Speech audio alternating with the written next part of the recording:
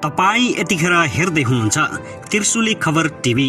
24 घण्टा ताजा खबरको लागि हाम्रो च्यानललाई सब्स्क्राइब गर्नुहोला, नजिक रहेको बेल आइकन दबाई हामीसँग जोडिनुहोला।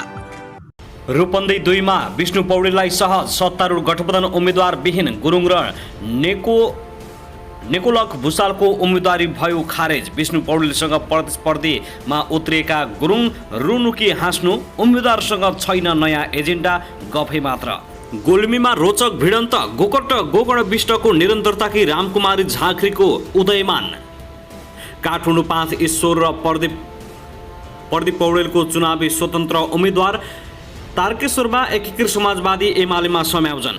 घनश्याम भुसालको बहिर्गमन टिकट नपाएको झोंकी विकल्पहीन विद्रोह। यसबारे सम्पूर्ण जानकारी। भीमरावले चाले यस्तो कदम, प्रभु शाहलाई एमालेले कुनै हालतमा नछोड्ने, कारबाही गर्ने तयारी। बागी उम्मेद्वारलाई सत्ता गठबन्धनको 12 बजेसम्म अल्टिमेटम। यदि बागी उम्मेद्वार फिर्ता नलिए गठबन्धन अथवा पार्टीबाट निकाल्ने चेतावनी। प्रधानमन्त्रीको पासा फाल्दै चुनावी अभियानमा नेताहरू, कसले मार्ला बाजी। भुइँको टिप्न खोज्दा पोल्टाको गुमाउँदै ओली। राहुल, भुसाल र शाह प्रकरणले एमालेलाई कति ब्याक फायर हुन्छ। ठुला नेता विरुद्ध बागीको बिगबिगी, नाम फिर्ता होला कि कारबाही। एमाले अध्यक्ष ओलीलाई निकै ठुलो झड्का। प्रभु शाहले एमाले छाड्नुका 3 वटा यस्ता कारण जसले एमालेलाई निकै ठुलो घाटा लाग्यो। रूपन्देहीमा 15 सिटका लागि 212 जनाको उम्मेदवारी। बुधबारसम्म बागी उम्मेदवारी फिर्ता लिन सत्तारूढ गठबन्धनको अल्टिमेटम। र एमालेबाट असन्तुष्ट भएका यी नेताले गरे उम्मेदवारी फिर्ता। एमाले अध्यक्ष ओलीलाई लाग्यो निकै ठुलो झड्का। निर्वाचन आयोगले माग्यो सहसचिव र उपसचिव गरी 433 कर्मचारी। आज उम्मेदवारीको अन्तिम नामावली प्रकाशन र चुनाव चिन्ह वितरण गरिने। अब हेर्नुहोस् पूरा समाचार। दर्शक महानुभाव नमस्कार, तपाईलाई हार्दिक स्वागत छ हाम्रो च्यानल त्रिशुली खबर टिभीमा। यदि हाम्रो च्यानललाई अहिलेसम्म सब्स्क्राइब गर्नुभएको छैन भने सब्स्क्राइब गरी नजिक रहेको बेल आइकन दबाई हामीसँग जोडिनुहोला। दर्शक सदा झै आज पनि हामी तपाईहरु माझ निकै महत्त्वपूर्ण अपडेटका साथ उपस्थित भइसकेका छौं। यो भिडियोलाई अन्तिमसम्म हेरी हामी साथ दिनुहोला। दर्शकबिन हाम्रो मेहनतको लागि एउटा सानो लाइक गर्न भनी नभुल्नुहोला। कहाँदै हेर्दै हुनुहुन्छ के भन्न चाहनुहुन्छ, तपाईको मनमा लागेका प्रतिक्रिया कमेन्ट बक्समा छोड्न नभुल्नुहोला। दर्शकबिन के तपाईँ हाम्रो च्यानलमा नियमित श्रोता हुनुहुन्छ? यदि नियमित हुनुहुन्छ भने तल कमेन्ट बक्समा नियमित अथवा रेगुलर लेख्नुहोस्। नयाँ हुनुहुन्छ भने सब्स्क्राइब गरी जोडिनुहोस् ताकि नयाँ अपडेटका साथ हामी तपाईहरुमा छलफल उपस्थित हुने गर्दछौँ। हाम्रा अपडेटहरू तपाईहरूलाई के कस्तो लागिरहेका छन्, सल्लाह सुझाव प्रतिक्रिया कमेन्ट बक्समा छोड्न नभुल्नुहोला। दर्शक महानुभाव आउनुहोस् अब पहिलो खबरतर्फ लागौँ। निर्वाचन आयोगले आगामी मङ्सिर 4 गते हुने प्रतिनिधि सभा र प्रदेश सभाको निर्वाचनका लागि उम्मेदवारहरू अन्तिम नामावली प्रकाशन गर्दैछ। आज दिउँसो 1 बजेसम्म असोज 23 मा उम्मेदवारी दिएका उम्मेदवारीहरूले आज उम्मेदवारी फिर्ता लिइसकेपछि निर्वाचन आयोगले उम्मेदवारको अन्तिम नामावली प्रकाशन गर्न लागेको हो। दिउँसो 1 बजेदेखि 3 बजेभित्र उम्मेदवारको अन्तिम नामावली प्रकाशन गर्ने आयोगका प्रवक्ता शालिग्राम शर्मा पौडेलले जानकारी गराएका छन्। यसअघि उम्मेदवारी फिर्ता लिन चाहनेले आज बिहान 10 बजेदेखि 1 बजेसम्म उम्मेदवारी फिर्ता लिन सक्ने आयोगले जनाएको छ। विभिन्न पार्टीका उम्मेदवार विरुद्ध बागी उठेका उम्मेदवारहरूलाई उम्मेदवारी फिर्ता गर्न निर्देशन दिएको छ। उम्मेदवारी फिर्ता लिन निर्वाचन अधिकृत कार्यालयमा गएर निवेदन दिनुपर्छ। उम्मेदवारको अन्तिम नामावली प्रकाशन गरिसकेपछि चुनाव चिन्ह प्रदान गर्ने आयोगको तयारी छ। 3 बजेदेखि 7 बजेभित्र उम्मेदवारलाई निर्वाचन चिन्ह प्रदान गरिने निर्वाचन आयोगले जनाएको छ। दर्शकमा त्यसैगरी आगामी निर्वाचन जित निकाल्नका लागि राजनीतिक दलका नेताहरूले प्रधानमन्त्रीको पासा फालेर जनता माझ पुगेका छन्। पार्टीका शीर्ष नेताहरूले चुनावपछि आफै प्रधानमन्त्री भएर देश हाँक्ने एजेन्डा लिएर चुनावी अभियान थालेका हुन्। नेपाली कांग्रेसका सभापति तथा प्रधानमन्त्री शेरबहादुर देउबा, प्रतिपक्षी दल नेकपा एमालेका अध्यक्ष केपी शर्मा ओली, माओवादी अध्यक्ष पुष्पकमल दाहाल प्रचण्ड, कांग्रेस नेता रामचन्द्र पौडेल, डाशेखर कोइराला, शशाङ्क कोइराला, गगन थापा लगायत आधा दर्जन भन्दा बढी नेताहरूले चुनावपछि प्रधानमन्त्री हुने आकांक्षा व्यक्त गरेका छन्। चुनावपछि बन्ने सरकारको नेतृत्व कांग्रेसले गर्ने प्रधानमन्त्री आफै हुने दाउका साथ वर्तमान प्रधानमन्त्री शेरबहादुर देउबाले नेकपा माओवादी, एकीकृत समाजवादी लगायत सत्ता साझेदार दलसँग चुनावी एकता गरेको छ। चुनावी एकतालाई आगामी सरकार सञ्चालनसम्म सँगै लैजाने नेपाली काङ्ग्रेसको सोच रहेको पनि काङ्ग्रेसका प्रवक्ता डा प्रकाश शरण महतले बताएका छन्। अहिलेको काङ्ग्रेससँगको गठबन्धन यो सरकार रहुन्जेल र चुनावका लागि मात्रै होइन, महतले भने यो गठबन्धन चुनावपछि बन्ने सरकारमा समेत कायम रहन्छ। देशको समृद्ध विकास र परिवर्तित राजनीतिक व्यवस्थालाई जोगाउन हामीले गठबन्धन गरेका हौँ। आगामी सरकार गठन गर्दासम्म वर्तमान सत्ता गठबन्धन रहेको खण्डमा शेरबहादुर देउबा आफै प्रधानमन्त्री हुने दाउमा रहेका छन्। उता गठबन्धनको सहयात्री दल नेकपा माओवादी केन्द्रका अध्यक्ष पुष्पकमल दाहाल प्रचण्ड पनि आगामी सरकारको नेतृत्व गर्ने गरी योजना बनाउँदैछन्। उनले केही समय प्रधानमन्त्रीकै पासा फालिसकेका छन्। राजनीतिक दाउपेचमा अब्बल मानिएका दाहालले मतदातामा चुनाव पछिल्लो सरकार माओवादीको नेतृत्वमा बन्ने उद्घोष गरेरै चुनावी प्रचार थालेका हुन्। त्यस्तै प्रमुख प्रतिपक्षी दल नेकपा एमाले अध्यक्ष केपी शर्मा ओलीले यो निर्वाचनपछि एमाले सबैभन्दा ठूलो पार्टी बनेर सरकार हाक्ने ठकुवा गरेका छन्। एमाले चुनावको टिकट वितरण गर्नु अघि नै आगामी सरकारको नेतृत्वमा पार्टी अध्यक्षले नै गर्ने भन्ने निर्णय समेत गरिसकेको छ। त्यसगरी 4 दलीय सत्तारूढ गठबन्धनका आधिकारिक उम्मेदवार विरुद्ध उम्मेदवारी बनेकालाई उम्मेदवारी फिर्ता लिन अल्टिमेटम दिएको छ। सत्ता गठबन्धन आबद्ध 4 दलको मङ्गलबार प्रधानमन्त्रीको सरकारी निवास बालुटारमा बसेको बैठकले गठबन्धनले तोकेका आधिकारिक उम्मेदवारी विरुद्ध उम्मेदवारी दिएकालाई फिर्ता लिन अल्टिमेटम दिएको हो। आधिकारिक विरुद्ध उम्मेदवारी बनेकालाई फिर्ता गर्न आज बुधबार 1 बजेसम्मको समय दिएको छ। बैठकपछि नेपाली काङ्ग्रेसका सभापति शेरबहादुर देउबा, माओवादी अध्यक्ष दाहाल प्रचण्ड, नेकपा एकीकृत समाजवादीका अध्यक्ष माधव कुमार नेपाल र राष्ट्रिय जनमोर्चा अध्यक्ष चित्रबहादुर केसीले बाँकी उम्मेदवारी फिर्ता गर्न भन्दै संयुक्त विज्ञप्ति नै जारी गरेका छन्। आगामी मङ्सिर 4 गते हुने प्रतिनिधि सभा र प्रदेशसभा निर्वाचनमा गठबन्धनमा सहमति भए अनुसार नेपाली काङ्ग्रेस, माओवादी केन्द्र, एकीकृत समाजवादी र राष्ट्रिय जनमोर्चा पार्टीका तर्फबाट प्रस्तुत उम्मेदवार विरुद्ध उम्मेदवारी प्रस्तुत गर्ने सदस्यको समयभित्रै आफ्नो उम्मेदवारी फिर्ता गर्न दिएको छ निर्देशन संयुक्त विज्ञप्तिमा उल्लेख गरिएको छ।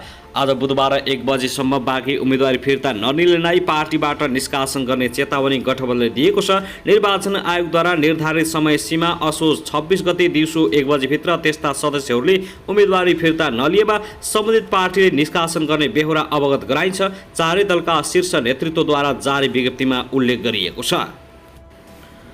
दर्शक महानुभाव, त्यसैगरी प्रधानमन्त्री शेरबहादुर देउबाले जनता समाजवादी पार्टी जसपातर्फका मन्त्रीहरूलाई हटाउने तयारी गरेका छन्। जसपाले नेकपा एमालेको गठबन्धन रोजेपछि प्रधानमन्त्री देउबाले सरकारबाट हटाउने तयारी गरेका हुन्। हटाउनु अगाडि नै राजीनामा गर्न प्रधानमन्त्री देउबाले समय दिएको बालोटार स्रोतले जनाएको छ। सरकारमा जसपाका तर्फबाट राजेन्द्र श्रेष्ठ, सङ्घीय मामिला तथा सामान्य प्रशासन मन्त्री राजेन्द्र श्रेष्ठ, भौतिक पूर्वाधार मन्त्री मोहम्मद इस्तियाक राई, वन तथा वातावरण मन्त्री प्रदीप यादव, कृषि तथा पशुपक्षी मन्त्री मृगेन्द्र कुमार सिंह छन्। तर यी मन्त्रीहरूले राजीनामा गर्ने मनसाय नगरेपछि हटाउन लागेका हुन्।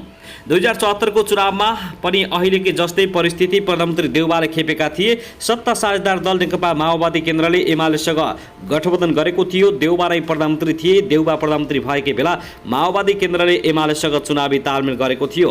तर माओवादी केन्द्रबाट मन्त्री बनेकाहरूले राजीनामा नगरी बसेका थिए। प्रधानमन्त्री देउबाले भने सबै मन्त्रीलाई बिना विभागीय बनाइदिएका थिए। बिना विभागीय मन्त्रीकै हैसियतमा चुनावमा गएका थिए। त्यसबेला जिम्मेवारी खोसेका देउबाले यसपटक भने हटाइदिने नै तयारी थालेका छन्। जसपातर्फका मन्त्रीहरू हटेमा मन्त्री परिषद फेरि अपुरो हुनेछ। सत्तारूढ गठबन्धनसँग सिट भागवण्डामा असन्तुष्ट जनाउँदै जसपाले एमालेसँग तालमेल गरेको हो। एमालेसँग तालमेल गरेपछि लोकतान्त्रिक समाजवादी पार्टी लोसपा सत्तारूढ गठबन्धनमा भित्रिएको छ। तर निर्वाचन आचार संहिताका कारणले गर्दा लोसपाका नेताहरूलाई प्रधानमन्त्रीले मन्त्री नियुक्ति गर्न पाउने छैनन्। त्यसो हुँदा 4 वटा मन्त्रालय रिक्त हुनेछ। रक्षा मन्त्रालय यसअघि नै रिक्त थियो। 6 महिना मात्रै गैर सांसदले मन्त्री हुन पाउने संवैधानिक व्यवस्थाका कारणले कानुन मन्त्री गोविन्द वियोगीको पनि पद जाँदैछ। यसको अर्थ मन्त्री परिषदमा अब 6 वटा मन्त्रालय रिक्त हुँदैछन्। काङ्ग्रेस महामन्त्रीमा पराजित भएपछि मिनेन्द्र रिजालले रक्षा मन्त्रीबाट राजीनामा दिएका थिए। त्यसपछि रक्षा मन्त्रालय प्रधानमन्त्री देउबा आफैले सम्हाल्दै आएका छन्। बाँकी मन्त्रालय पनि अब प्रधानमन्त्री देउबाकै कार्यालयमा जाने सम्भावना छ। मन्त्री परिषद रिक्त हुन थालेको भने प्रतिनिधि सभा विघटनको निर्णय भएबाटै हो। तत्कालीन प्रधानमन्त्री केपी शर्मा ओलीले मन्त्री प्रतिनिधि सभा विघटन गरेपछि लगातार मन्त्रीहरू फेरिने र रिक्त हुने क्रम चल्दै आएको छ। दर्शक महानुभाव, त्यसैगरी निर्वाचन आयोगले रूपन्देहीको प्रतिनिधि सभातर्फको निर्वाचन क्षेत्र नम्बर 2बाट सत्ता गठबन्धनका उम्मेद्वार नेकपा एकीकृत समाजवादीका राजु गुरुङको उम्मेदवारी खारेज गरिदिएको छ। गुरुङको उम्मेदवारी खारेज भएसँगै गठबन्धनबाट 20 सिट लिएर चुनावमा होमिएको एकीकृत समाजवादी 19 सिटमा सीमित भएको छ। गुरुङको उम्मेदवारी खारेज भएसँगै रूपन्देही 2को प्रतिनिधि सभातर्फ सत्ता गठबन्धन उम्मेदवार विहीन भएको छ। उनीसँगै हाम्रो नेपाली पार्टीका तर्फबाट उम्मेदवार बनेका डा कमल भूषाल निकोलसको उम्मेदवारी पनि खारेज भएको छ। सहायक निर्वाचन अधिकृत घनश्याम गौतमले जारी गरेको सूचना अनुसार गुरुङ र अर्का स्वतन्त्र उम्मेदवार हेमलाल बस्यालको प्रतिनिधि सभा सदस्य निर्वाचन ऐन 2074 को दफा 13 को खण्ड ज तथा प्रतिनिधि सभा सदस्य निर्वाचन तथा प्रदेश सभा सदस्य निर्वाचन निर्देशिका 2079 को दफा 16 ज बमोजिम निर्वाचनमा उम्मेदवार हुन अयोग्य देखिएकाले निज उम्मेदवारहरूको मनोनयन खारेज हुने गरी निर्णय भएको छ। उम्मेदवार गुरुङ आफै अध्यक्ष रहेको नर्थ वेस्ट नेपाल इन्फा प्रणालीले तिर्नुपर्ने 2 करोड 25 लाख रुपियाँ नतिरेको भन्दै अदालतमा 2076 सालमै ब्याङ्किङ कसुर सम्बन्धी उजुरी परेको थियो। अदालतले Bose project construction and suppliers प्रणालीका अध्यक्ष रञ्जित विष्टलाई तिर्नुपर्ने दायित्व नतिरेको भन्दै 2078 मङ्सिर 21 गते नै फैसला गरेको हो। साथै उक्त क्षेत्रमा नेकपा एमालेबाट उपाध्यक्ष विष्णुप्रसाद पौडेल उम्मेदवार छन्। उनका प्रतिस्पर्धी मानिएका गुरुङ र भूषालको उम्मेदवारी खारेज भएसँगै पौडेलले चुनाव जित्ने सम्भावना बलियो बन्दै गएको छ। भूषाल विरुद्ध स्वतन्त्र उम्मेदवारहरू विष्णु विश्वकर्मा र टोप नारायण पौडेलले उजुरी दर्ता गराएका थिए। उनी विरुद्ध सरकारी सेवा लिएर अध्ययन जारी राखेको अवस्थामै निर्वाचनमा उम्मेदवार बनेको उजुरी थियो। दर्शक महानुभाव, त्यसैगरी नेकपा एकता राष्ट्रिय अभियान पार्टीका अध्यक्ष वामदेव गौतमले सत्ता र प्रतिपक्षी दुवै गठबन्धनको उद्देश्य सत्तामा पुग्ने मात्र भएको बताएका छन्। प्रेस विज्ञप्ति निकालेर उनले सिद्धान्त, विचार, नीति, योजना र देश विकासको स्पष्ट खाका विहीन अवस्थामा मुलुकका मुख्य राजनीतिक पार्टीहरू दुई गठबन्धनमा आबद्ध भएको बताएका छन्। दुवै गठबन्धनको उच्चतम उद्देश्य आफ्नै नेतृत्वको सरकार कसरी बनाउने भन्ने बाहेक अरू केही नरहेको उनको भनाइ छ। गौतमले दुई गठबन्धन बहुदलीय प्रतिस्पर्धाको राजनीतिक प्रणाली र नेपालको संविधानको भावनाको विरुद्ध रहेको उल्लेख गरेका छन्। यी दुवै गठबन्धनका क्रियाकलापले नेपालको संविधानको अक्षर र भावनाको खिल्ली उडाएको स्पष्ट हुन्छ। वक्तव्यमा लेखिएको छ, यस्तो अवस्थामा हाम्रो पार्टीले कुनै पनि पार्टीलाई समर्थन गरेर मतदान गर्न सकिने अवस्था रहेन। गौतमले आफ्ना कार्यकर्ता, समर्थक र शुभेच्छुकहरूलाई मतदानमा स्वविवेक प्रयोग गर्न पनि आग्रह गरेका छन्। मतदान गर्नुपूर्व स्थानीय तहका जनतालाई गोलबन्द गरी सम्बन्धित जिल्ला र क्षेत्रको निर्माण र विकास सम्बन्धी समस्या समाधान गर्न सम्बन्धित उम्मेदवारलाई लिखित रूपमा प्रतिबद्ध गराउने कामको अगुवाई गर्न उनले निर्देशन दिएका छन्। उनले उम्मेदवारबाट व्यक्तिगत स्वार्थ पूरा गर्ने वा कुनै लेनदेनको कार्य नगर्न र भोज भतेरमा सहभागी नहुन पनि पार्टीका नेता कार्यकर्तालाई आग्रह गरेका छन्। गठबन्धनमा आबद्ध करिब 10 पार्टीले मतदातालाई झुक्क्याउन आफ्ना चुनावी घोषणापत्र जारी गर्नुको कुनै औचित्य नहुने भन्दै गौतमको साझा घोषणापत्र पनि दिन नसकेको टिप्पणी गरेका छन्।